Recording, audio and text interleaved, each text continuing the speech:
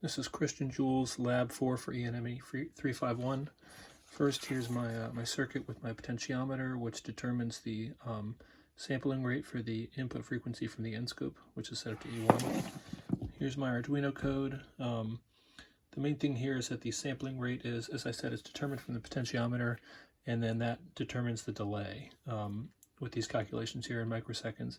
And the one thing I will note is that when I actually did the plots with the VSA, I ended up setting the sampling rate to a specific amount because I found that I couldn't get close at all to the required sampling rate. So it would be, I would try to set it at 500, and it would go to 600 or 380, and I had really no precision. And so anyways, I ended up just setting it to values like that, which would draw it down to 500 and then 200 and then 142. Okay, let's look at some of the plots here. So here's the first one. This is my personal identifier. On each of these, I'll say the sampling frequency as well as the input frequency. You can see the input frequency over there and the sample rate at the bottom. For all of them, I got exactly the sample rate except for at 500 hertz, in which case I got to 499. So as I go along here, we'll look for aliasing frequencies as being any frequencies that are not the input frequency. So there's not one there. There's not one there.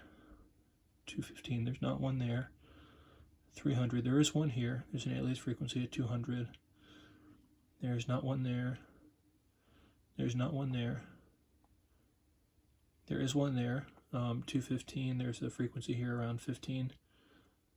There is one there as well at 300. There's an alias frequency at 100 or thereabouts. There's one here for the input frequency of 75. There's one around 65. There's one here for the input frequency of 100. There's one around 40. There's another one here with the input frequency of 215. There's one around 70. Here at 300, there's another alias frequency at 18.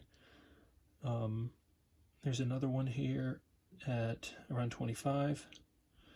I'm not going to count that one because I did the math on it later and it's not one.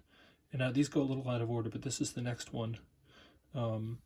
There's one here around 18, and there's one here, there's not one here, I should say. So now I'm going to go back here. So basically the plots, as I just flip through them, they are going from left to right and down. So I started at 500, and then I went down 4 and 4 and 4. And I also wanted to say that you can see the DC offset over there at 0.